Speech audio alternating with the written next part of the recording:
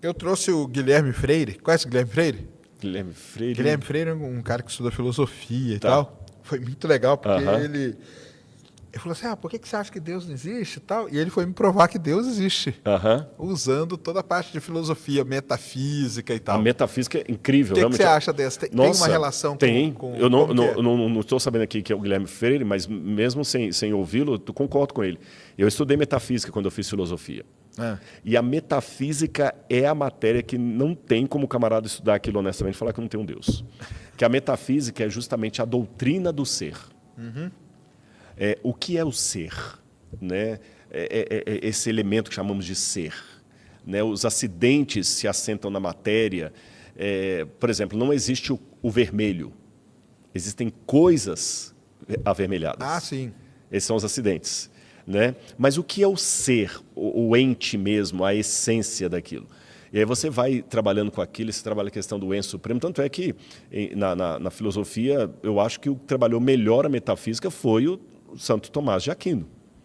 Você entende? Mesmo que tenham filósofos modernos, mas quem sistematizou melhor... É um que ele gosta pra caramba. O Santo Tomás de Aquino? É. Nem sabia, mas falando... Santo Tomás de Aquino que sistematiza tudo na Suma Teológica. Então, eu concordo com o Guilherme Freire, viu? Eu acho que ele tem razão, porque a metafísica... Ele veio sem fim, diz ele que me provou, né, Guilherme? A metafísica, ela te põe... Porque é aquela pergunta básica, o mistério da existência. São duas perguntas que tem que fazer. E é interessante, muitos fogem dessa pergunta. Por que tem algo ao invés de nada? Porque, por exemplo, para mim, o universo ele não tem propósito. Uhum. Entendeu? Para mim não tem. Para mim, tudo isso aqui é um acaso. Uhum. Entendeu? O universo ele não está nem aí se tem vida aqui, se tem vida num outro lugar e tal, não sei o quê. O inferno não, desculpa, O o universo. universo é frio. É frio, né? Que não é que ele é frio, é que ele não tem. Nossa, por acaso apareceu isso aqui e nós estamos aqui e tal, mas uma frase que eu falo toda apresentação minha, que é super triste, que é o seguinte: daqui 120 anos vão estar pessoas vivendo aqui que talvez nem vão lembrar que a gente existiu. Nem vão saber. Talvez nem saibam que a gente, quanto mais lembrar. Nós estamos cercados de eventos que você está falando.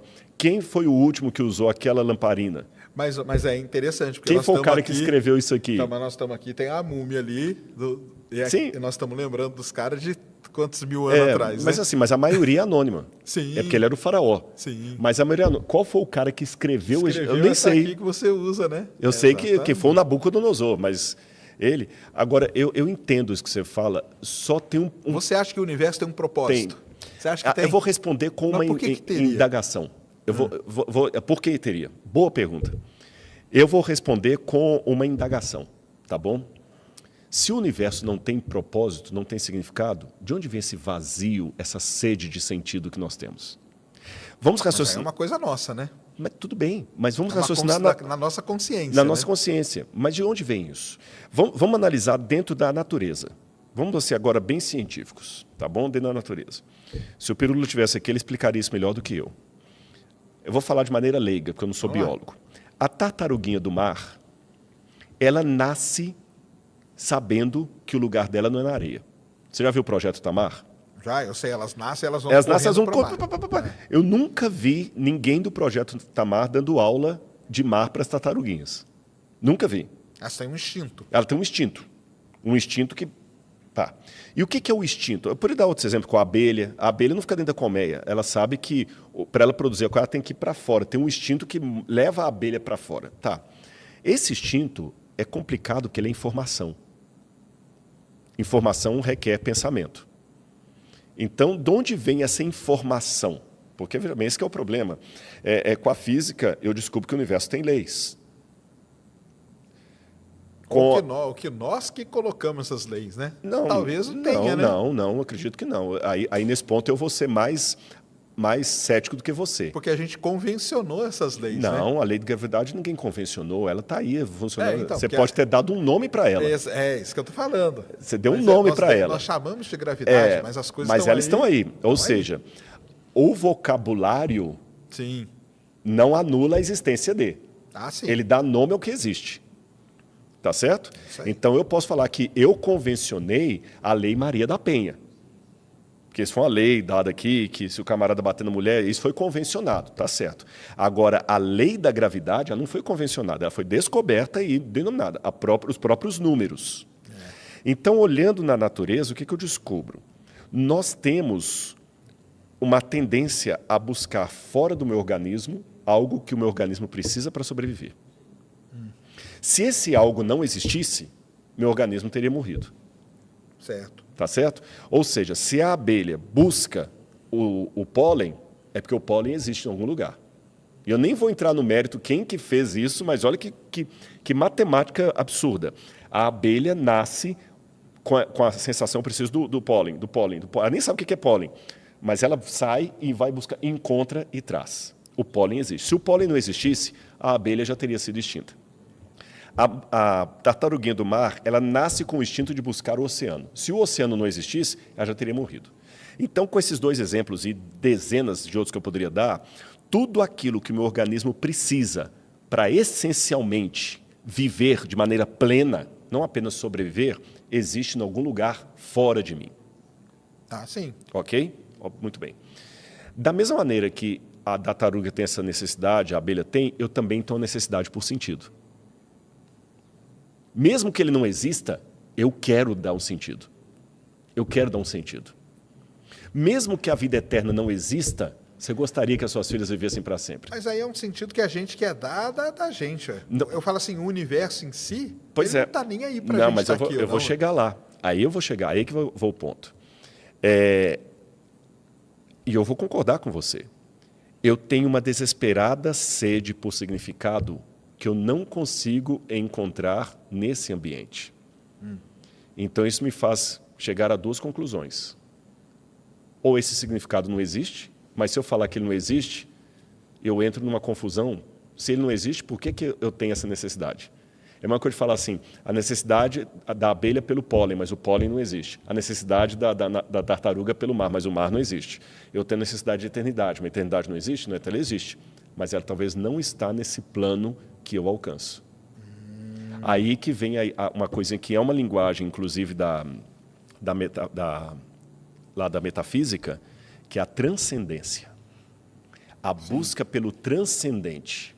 Aí o transcendente que obriga o... Mas aí não começa a ficar um negócio muito fora da realidade?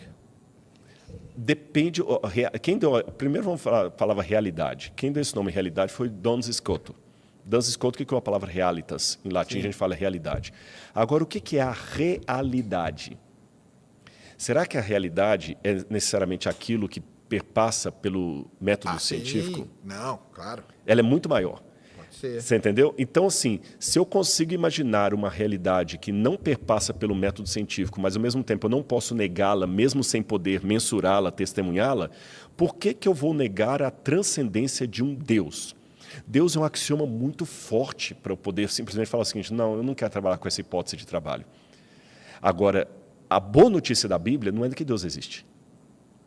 A boa notícia da Bíblia é que Ele me ama. Porque Ele podia existir sem um brincalhão cósmico. Ele me ama, então Ele entrou na história humana. E aí que é o problema, que a religião às vezes parece pequena demais e até ridícula aos ouvidos de alguém como Bertrand Russell, Richard Dawkins e outros mais. Por quê? Porque para Deus entrar no nosso mundo, Ele teve que se diminuir. O Martinho Lutero, ele dizia que os homens usam uma máscara para esconder o rosto deles. Deus, ao contrário, usa uma máscara para se revelar. Que Ele é tão grandioso, tão grandioso, tão grandioso, tão grandioso, que a única maneira de Deus ser compreendido é se Ele diminuir. Porque se Ele não diminuir... Por exemplo, qual seria a dimensão de Deus? Se Ele é um ser que antecede o espaço, o tempo... Teria que ser uma dimensão que a gente não conhece. Que não né? conhece. É isso aí. Isso aí sim. Mas para Ele poder ser compreendido por mim... Ele reduzir a nossa dimensão. Só que quando Ele se reduz, Ele parece muito pequeno. Tem um autor, Philip Yancey, que ele conta que um amigo tinha um... Mas aí como que vocês lidam com isso? De Deus ter reduzido? De Deus se reduzir a nossa dimensão, assim. Porque aí eu pude olhar para Ele e entendê-lo. Ah, Enquanto a teologia me fala que Deus é onipotente, não está dizendo nada. Ele é onisciente, Ele é eterno, não está dizendo nada. Agora, quando fala que ele se fez carne e habitou no meio de nós, eu comecei a compreendê-lo. A história do Felipe Ansem, a parábola dele, é que tinha um amigo que tinha um aquário de peixes do mar. E era um trabalhão. O pH da água tinha que ser muito exato, aquela coisa toda, a salinidade, dava um trabalhão. Mas toda vez que chegava o carão lá, os peixes corriam dele. Às vezes ele ia só jogar comida, os peixes corriam. Aí um dia ele reclamou, falou assim, poxa, rapaz, esses peixes eu gasto tanto para mantê-los aqui e eles correm de mim. Outro falou assim, é porque você está muito grande para eles, parece um Deus. Então como é que eu faço? Ele falou, tem um jeito. Se você virasse um peixe... Aí você poderia alimentar eles. Eles não iam ficar com medo de você. Entendi. Mas eles também poderiam te rejeitar. E esse é um ponto vulnerável de Deus. Deus, ele pode ser rejeitado. É o único ponto vulnerável de Deus. Entendi. Ele não obriga. Agora, para fechar isso aqui, eu digo até uma coisa. Daqui a pouco a gente vai entrar na minha live também, viu? Eu quero dizer uma coisa, até pegando você como... Você tem uma experiência que eu ainda não tive o privilégio de ter. Estou em busca, eu e Laura. A paternidade. Ah, sim. Eu não tenho filhos. Por mais didático que você seja, Sérgio, por mais assim bom professor, se você tentar me explicar com equações, com quadro negro, com comparação, não dá. Você fala, Rodrigo, experimenta. E eu, como não tenho filho, falo, não, mas como é que é esse negócio, Sérgio? Você vai ver. Quando você tiver o seu, você vai ver. Então, com Deus é a mesma coisa. Chega um momento que a única coisa... Por isso que eu falo que Deus não precisa de advogado, precisa de testemunha. Que eu só posso dizer o seguinte, Sérgio, experimenta. Que o dia que você tiver uma relação com o transcendente, com o autor da vida, você vai ver que ele vai falar no seu coração de tal maneira que as dúvidas não vão desaparecer, como no método científico. Sim. Mas você consegue lidar bem com elas. Consegue lidar com as dúvidas. E você se sente amado, cara. Você não simplesmente ama, se sente amado. Aliás, se tem uma oração que um ateu pudesse fazer, Senhor, que Tu existas. Amém. Porque se Deus existe, cara, é bom demais. Eu estou te dando a garantia divina que ainda que as suas filhas morram, elas ressuscitarão por uma vida eterna para nunca mais sofrer nenhuma gripe. Ainda que a gente sofra nesse mundo, chegará a volta à eternidade em que nós poderemos explorar o cosmos sem nenhum Hubble. Entendi. E sentir amado. E você perceberá que o universo aparentava ser frio, mas aquele que o criou não o tornou frio. Pelo contrário, aquilo que parece ser uma mera coincidência foi de propósito, porque isso é uma coisa interessante. O universo é frio, eu concordo com você. Ele não está nem aí para a gente.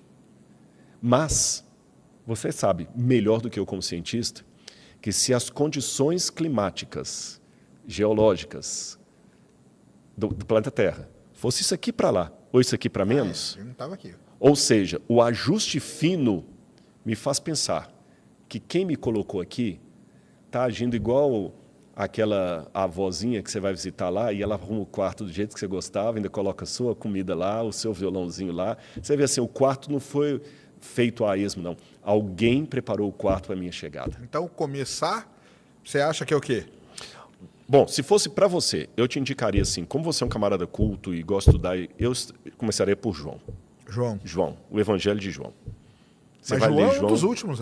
Não, mas é que tá. Você não precisa ficar preso a uma ordem cronológica. Ah, não tem. Então não tem uma ordem cronológica. Até foi bom, deixa eu explicar isso aqui para o pessoal. A Bíblia não caiu pronta do céu. Tá certo? Os livros foram sendo reconhecidos e foram colecionados ao longo do tempo.